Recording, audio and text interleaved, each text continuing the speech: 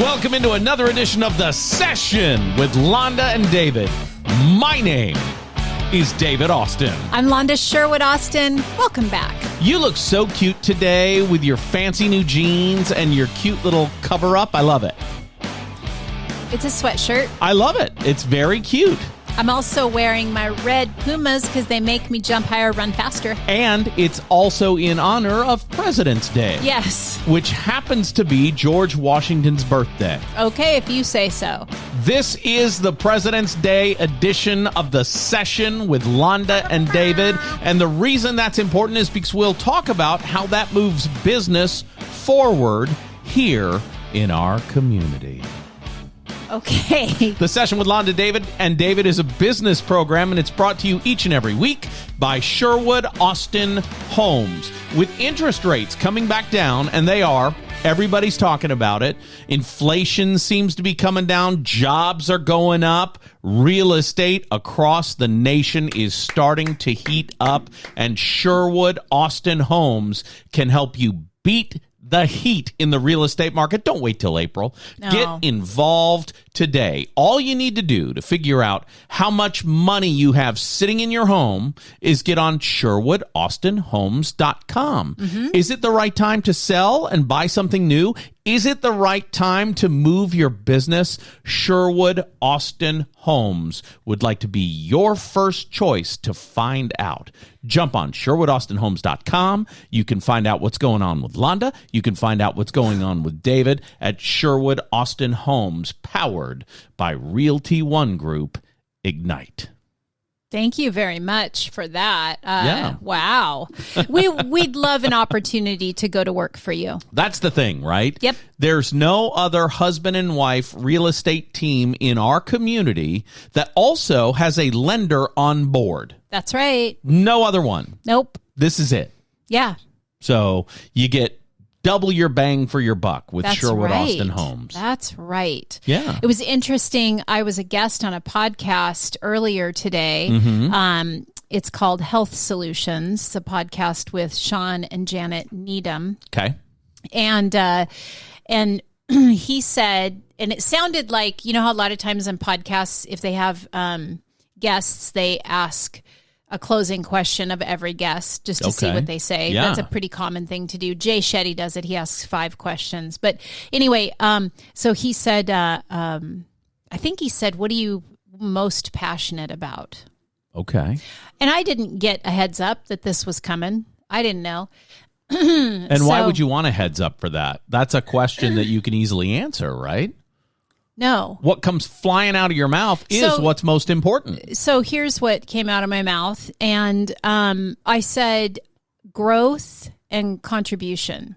Okay. So I believe that if I'm not living unless I'm learning and then sharing what I'm learning with others. Sure. There you go. That was I think fun. that's great. That's the first time I've said that, though. Okay. Nobody asks me what I'm passionate about. I do all the time. No. Yes, Not I like do. that. Not like that. Well, not on a program So, like Londa, this. tell me, what are you passionate about?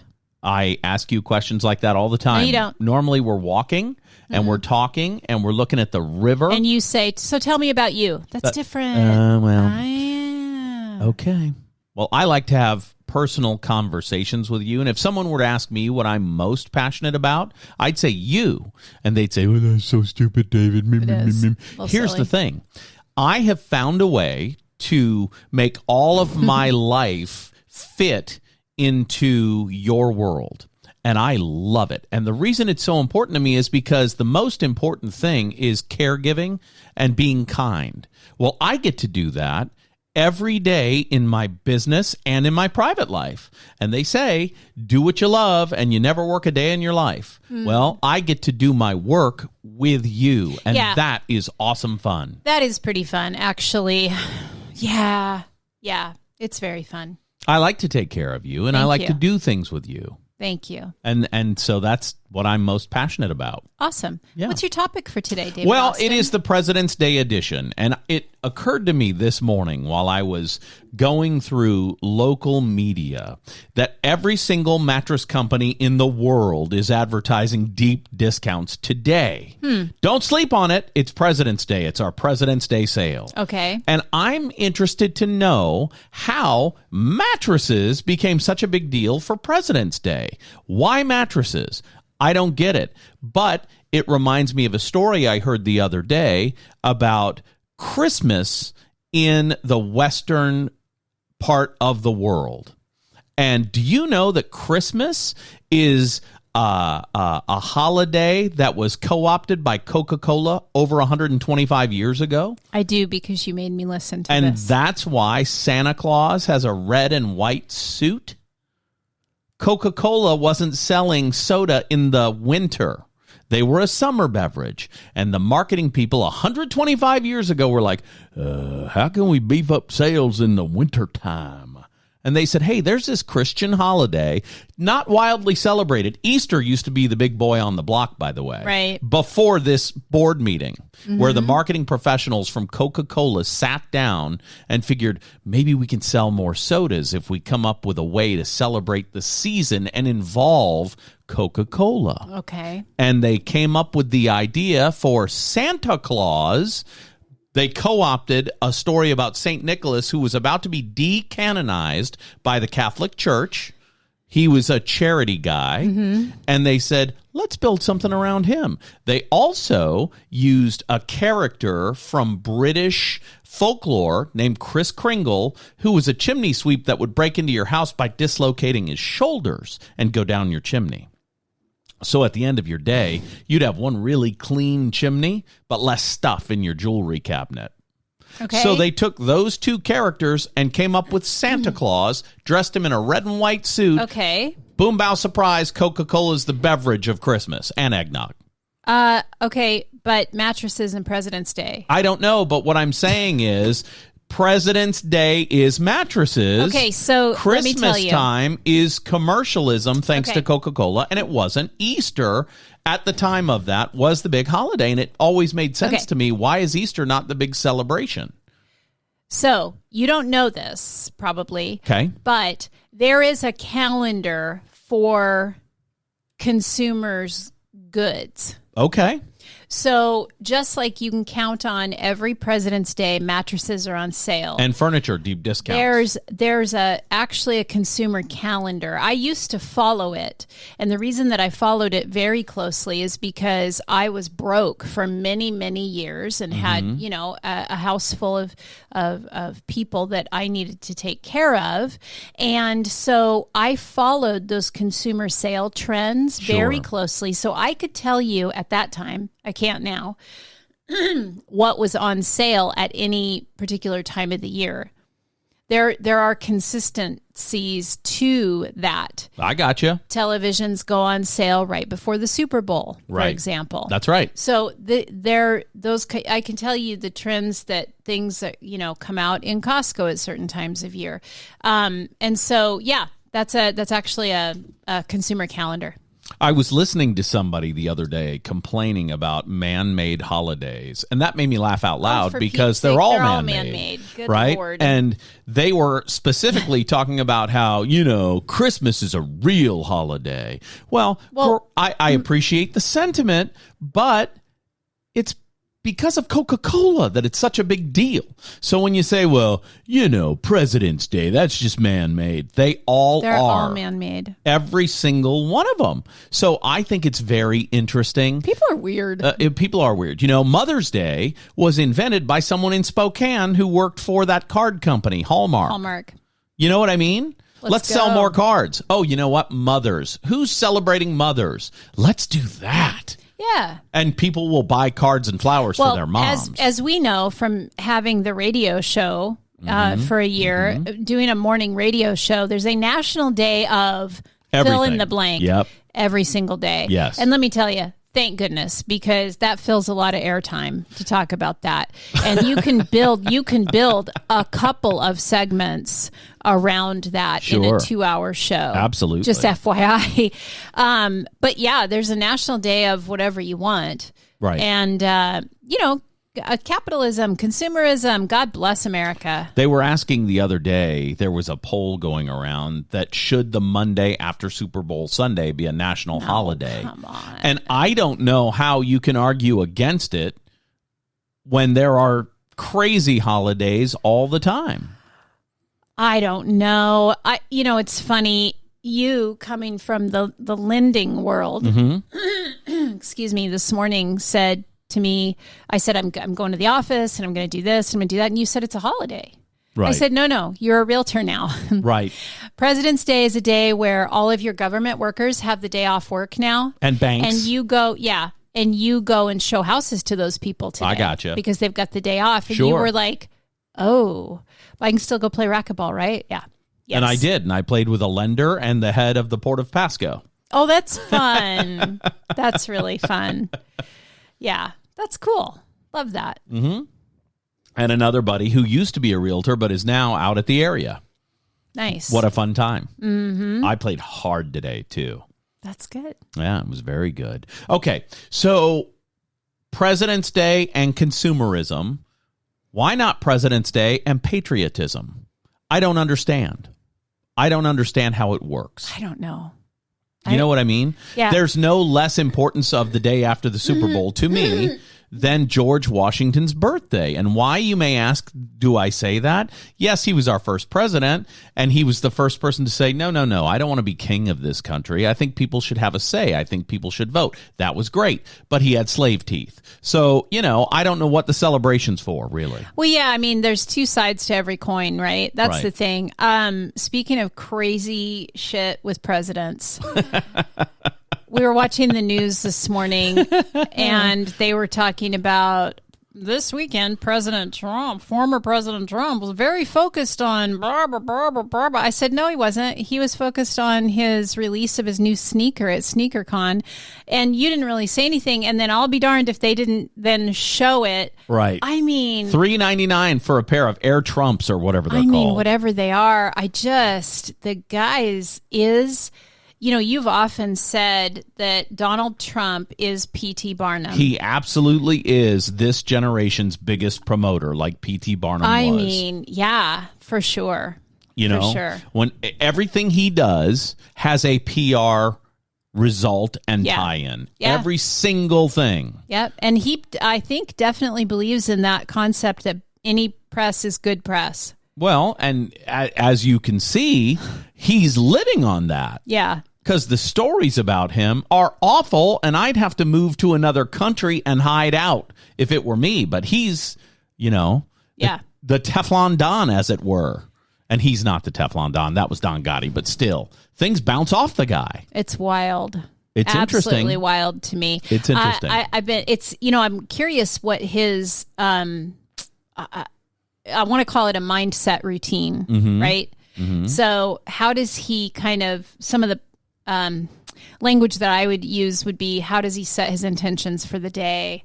How does he keep his mindset sharp? I don't agree with his mindset. I'm just saying, how does he stay in that place? You know what I'm saying? Sure. I'm interested in that because, I talk a lot about mindset, and it's everything, right? And so even this morning I told you, I said, you know what? I'm going to join a gym because I haven't had a gym membership in a long time. The last time I worked out really consistently, it's when I was living in an apartment because they had a gym. Right. And then, we had a gym at our house, our first house that we had together. Right. I built a gym, right? And so... And that was lovely. But since then, nothing. So you've been doing pull-ups on doors in our place. You've been doing that. I like watching you do that. That's pretty cool. Not for the last 6 months, not at this place. Anyway, point being, I found a gym not too far from our house. It's an all-lady gym, so I kind of like that idea. It's not as intimidating, for me. Right. So I'm going to go there. It's dirt cheap. I'm very excited about this. But one of the reasons is, we were on sabbatical for 3 years, and we've been back now, back to work, back to life, back to reality for almost 6 months. Right. And I'm realizing, oh, that's right. I now need to get back into some of the routines that I kind of laid aside some of those systems and systems of life and routines of life that I kind of laid aside while we were on our little vacation for a while, trying new things and experimenting and whatever. And so one of those things is, for me, working out consistently. Sure. Because you must behave as though you're there. Right. You know what I mean? You live your life like you're already in the place that you want to be. Does that make sense? I hear what you're saying, and I don't disagree with you. But there's a but in there. Hey, there's no but. I always think that the way I live my life is because of my success. Right? I always feel that way. Okay. I feel very successful, and I have been very successful over the years of my life, and I've always been someone who does what he says he's going to do. And to me, the real measure of success is doing what you say you're going to do. Right. And even you say to me sometimes, sometimes I forget who I am. That's right. Sometimes I do. And that's what I'm talking about. That daily reminder of who you are is being in the mindset, setting those intentions. This is the life that I want. I'm going after the life that I want. That Yes. kind of thing. And so, I don't know what I'm trying to say. You look confused, so maybe I'm we listening should to move you. on. So let's keep talking. Oh, okay. I want to know more about what you're saying. I'm very interested in what you're talking about. I'm You're saying talking if about you don't mindset. like the way, if you want, not if you don't like, but if you want more out of life, then go get more out of life. That's what I'm saying. What if you don't? If somebody wants more, if you don't want more out of life, I don't care. What if you don't want more out of life? Then I don't care. I'm not talking to you right now. I gotcha. Right? If you want, I come across people all the time, and maybe it's because of my coaching background, right? Could be. So as a reminder, I've been a professional certified life and business coach for more than 21 years now. Sure. And so I run into a lot of people who are stuck in life. They come to me when they're stuck and they need help getting unstuck. I gotcha. And I swear to you, it is almost always about their mindset. They're just stuck in a story rut, right? I They're gotcha. telling themselves a story that is not helpful to their future. And they got to just start telling themselves a story that is helpful to their future. I am this, that, the other thing. I am successful. People love to do business with me. People love to talk to me. People hope they run into me. That, you know what I'm saying? So we're talking about positive self-talk to program your mind. It's not positive, though. It's not. Well, no. I am successful. I am someone people want to work with. That is positive self-messaging, and that's powerful stuff. It is, yes. But I wouldn't necessarily call it positive self-talk. I don't know what I would call it. Just intentionality. Being intentional. You can create the life that you want. Get up and create it. I guess is what I'm talking about. And I hear exactly what you're saying. And it's the same thing as The Secret. And it's the same thing as your guy, Tony Robbins. Tony Robbins talks about change your state, change your story, change your life. You know what? He gets a bad rap sometimes. And, he's a smart guy. He's a smart guy. He's running 105 companies that do over $7 billion a year. I think the bad rap is people think of him as a guru, like there's some kind of weird mysticism in what he's talking about. I think if they think of him that way, they probably knew of him in the 80s and 90s and have not continued the trajectory with him. I gotcha. And continued along for the journey. Sure. Right? Because, man, his most recent stuff in the last 2 to 3 years, oof, it's good. Well, if you've followed him at all over time, and I don't know if you have or not, but yeah, I have. In me following him, his message is pretty consistent. He talks about how if you are intentional about every part of your life, yep, you will have legitimate results. Right. It's just like you said to me on the way to our open house on this little $249,000 house that we have in Pasco. On the way there, you said, I don't know how many people are going to come, but there's a 100% chance that we will not sell it if we don't do this open house. That's right. And so intentionality is exactly what you were talking about, and it's what he talks about. Let me go a little further on that. Okay. No, this is how intentional I was about this open house.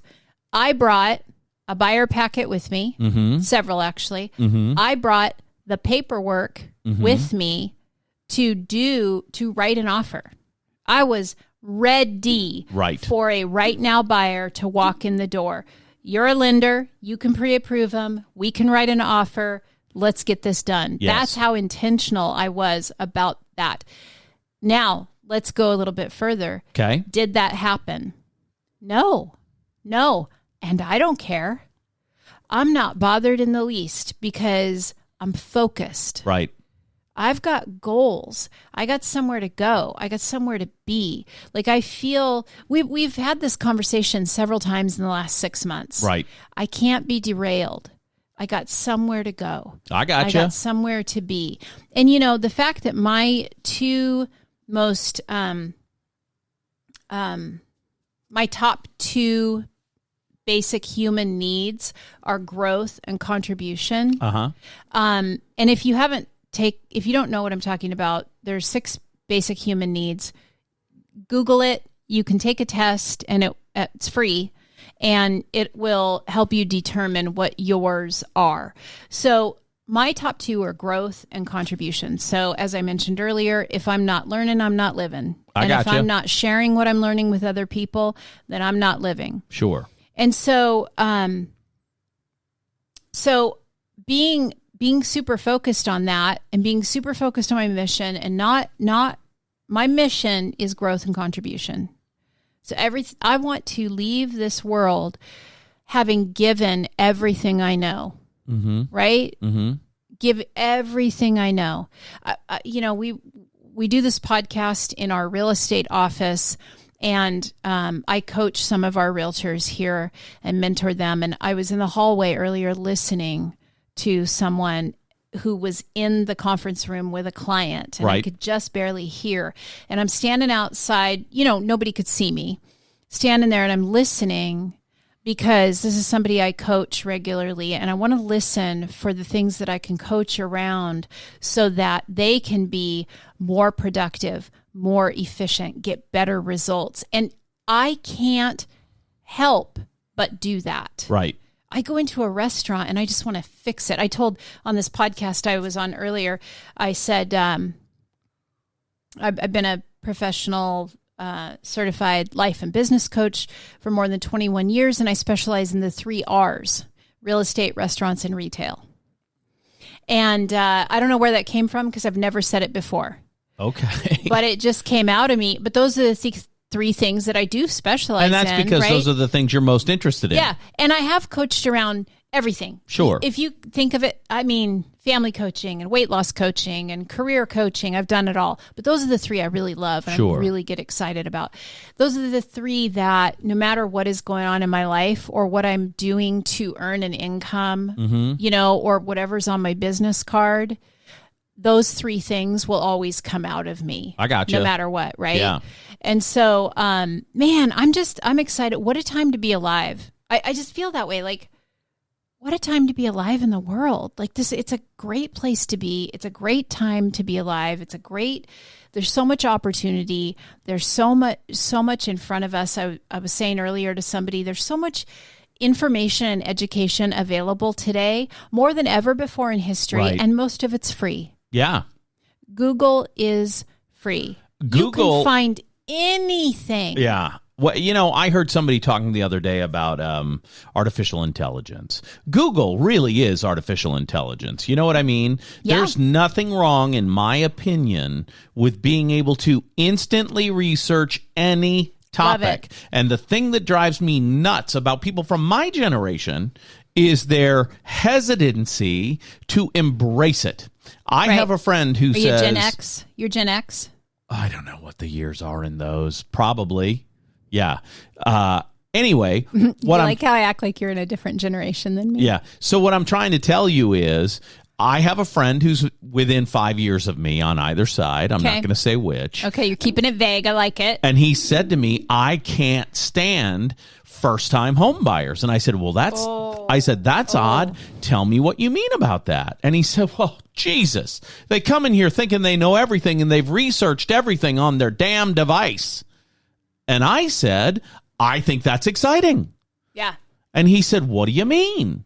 And I said, the fact that they've researched everything means that my level of knowledge can change the way they look at the world because they've researched it. They've got an opinion, but they don't have life history to go with the opinion. Right. And I can impart a little bit of that into the conversation. And that's exciting when you see the light bulb turn on in somebody's face. And let me tell you how this plays out. We were with clients the other day who are young, first-time home buyers. Right. And she said to you, I know I probably shouldn't do so much research online. And you said, do all the research online. Absolutely. I love that you're doing that. I love it. I do too. Instead of, I said it. you shouldn't. Yeah, I know. That's what I said. I'm agreeing with you as though I didn't say it. You're quoting me. Yes. Yeah. Instead of, no, you don't need to do that. You could just trust me. No. Gen Xers, they can't just trust us. And here's Sorry. the thing.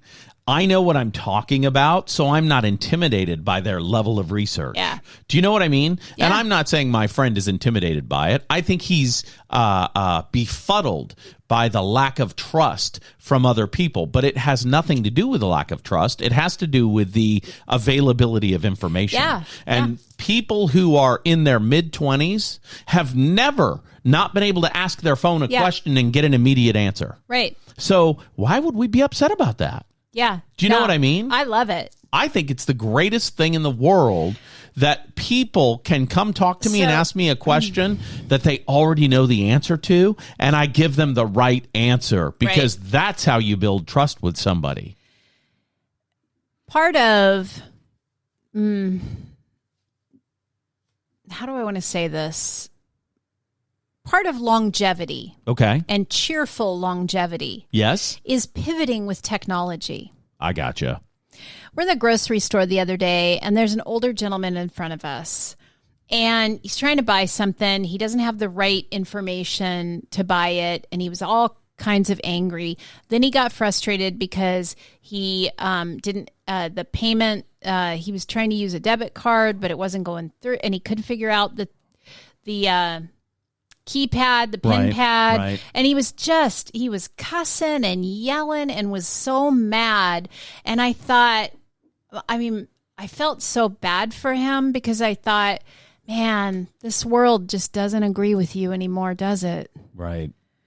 And I don't want to be like that. I find myself falling into it now, even sometimes. New things come along and I'm like, oh, Jesus, one more thing I got to learn. No. Learning is how we keep the brain fresh. It's how we keep the brain young. It's exciting. It's, and make it playful. The best way a kid learns, and I can tell you this absolutely, because I educated at least 7 of them. The best way that a kid learns is through play. Okay. We have a friend, a couple, Dan and Melanie, who have taken that philosophy of the best way we learn is through play, and they've developed an entire company around it and now do retreats based around this idea of changing your life through play. Right. And I was saying on this podcast I was on earlier, it's all about health and wellness. And we were talking about exercise and cardio versus lifting and different things like that. And I said, it's my favorite way to get physical activity is still play. And I was talking about jumping on the rocks, when those great big rocks down by the river and I'll like jump from rock to rock. I wish you could have seen their faces light up. They were so excited. They were like, that's perfect. That's the perfect kind of exercise because it's balance, it's agility, it's mobility, it's all the things you need to do. Right. So I think that as we age, not only do we get like left behind, with technology, but we forget to be playful. Right. It's one of the reasons that I love you in my life, because you're a playful guy and you just love to have a good time, and you help me remember to do that. You help me laugh, because I don't know if you know me. You get a little serious. I can get a little serious, yeah, and I can get a little dark, right? If you ask somebody if they focus more on the future or the past, most people will say they focus more on the past. Yeah. See, even the way you are reacting to that, I know that's not you. There's nothing good there. There you go. The past is over. Yeah. And it's heavy. If you're carrying around the past, set it down. It's heavy. It is. Yeah. Everybody's done stuff they feel bad about. Right. Move on to the good stuff. The good stuff's in front of you, not behind you. Right. Yep. Do you know what I mean? Yeah, that's what I'm talking about. But my tendency is to look at the past. My tendency is to look at regret. My tendency is, you know what I mean? Yeah. So that's, I think, why I think about mindset so much, and I talk about mindset, and I brainwash myself, because you gotta. That's interesting that you say it that way. You brainwash yourself. Oh, hell yeah. Yeah, I do. Interesting. Absolutely. I'm fooling myself every day into thinking about the future and everything good in my life and being grateful for everything that I have, because my brain is hardwired from trauma to think about all the dark, horrible things in my life. So I'm brainwashing myself every single day. Wow. It's a job for me. Yeah. And there's nothing I can do about it. My brain's hardwired. Those neural pathways do what they do because of all the trauma. But I don't have to sit in that. I can make a different choice. Mm-hmm. But it is a choice. I have to work on it. Night before last, I woke up in the middle of the night and I started thinking about a situation that I have in my life right now that I do not want to elaborate on at all.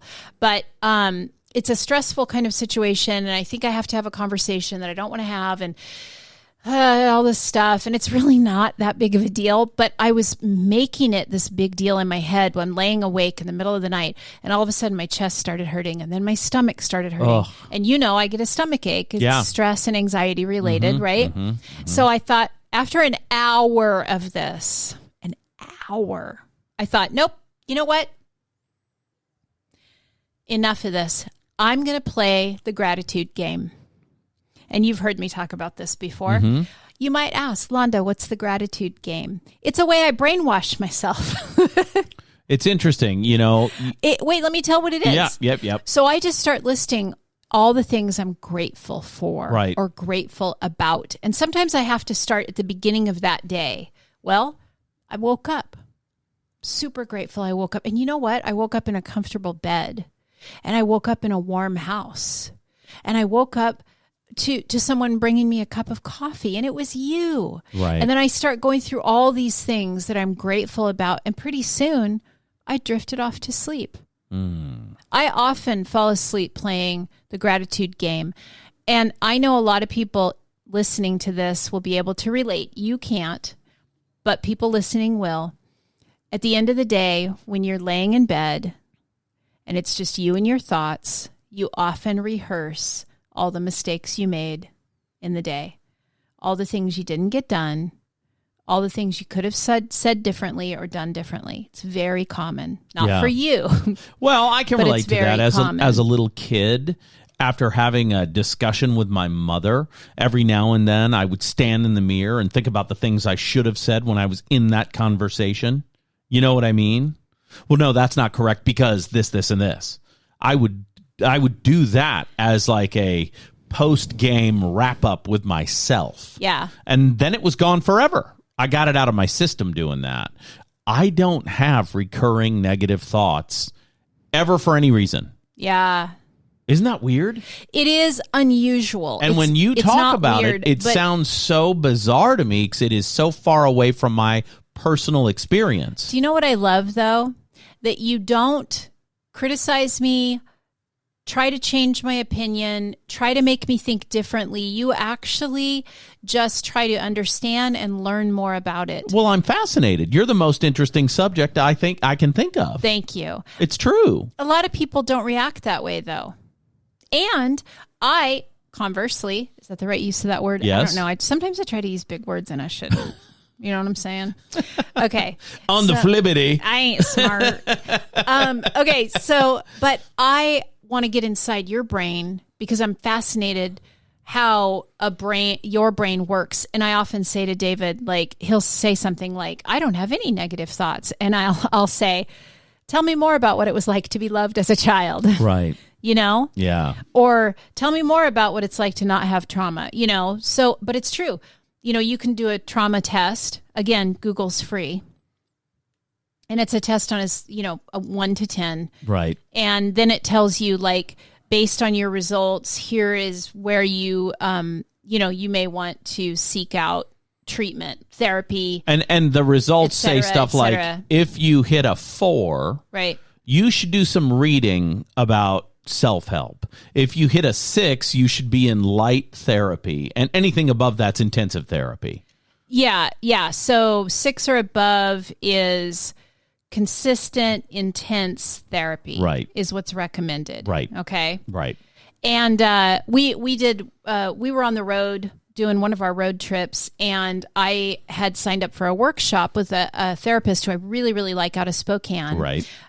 His name's Matt something, isn't it? Mateus. Okay, there and you go. I forget his last name, and I apologize. He's in Spokane, whatever the case. But anyway, I signed up for one of his workshops, and we listened to it together in the car, and then did the little test that he had attached, right? Sure. And so here's a glimpse into David and I and the difference in the way our brains are wired. Your test result was I don't recall. 1 out of 10. And out of 10, only because of, actually, interestingly enough, the situation you just described earlier with your mother. Oh, okay. Yeah. So the questions to me were so bizarre. They were outlandish, and I'll get into that in just a second. To me. You. My score, on the other hand, is a 9. Right. And I'm very open about that. Right. Because I think we should be. Yeah. Okay. And for example, one of the questions is, was there ever a time, as a child, when you felt unsafe with the adults in your home? Yeah. And that made me laugh out loud. Because the adults in your home are your safe keepers. They keep you safe. I, on the other hand, do not remember a time in my life that I felt safe in my home. Do you feel safe in your home now? Yes. I'm talking about childhood. Yeah. Childhood is what shapes your sure neural pathways. Sure. But if you have such bad inroads, maybe you don't feel safe at home. Yes and no. Now, right? Yes and no, right? It's old habits are hard to break. Right. So there are times when you say, like, because your voice and your way of being is pretty intense. It's pretty boisterous and loud and gregarious and intense. And that scares the hell out of me sometimes. Okay. Because I think you're upset. And never. And if you're upset, I immediately, have a fight or flight response. Sure. And so it's very interesting. And welcome to David and Londa's Therapy Live. It's so funny because this is how we talk at home. That's exactly right. You're just seeing behind the curtain. Yeah.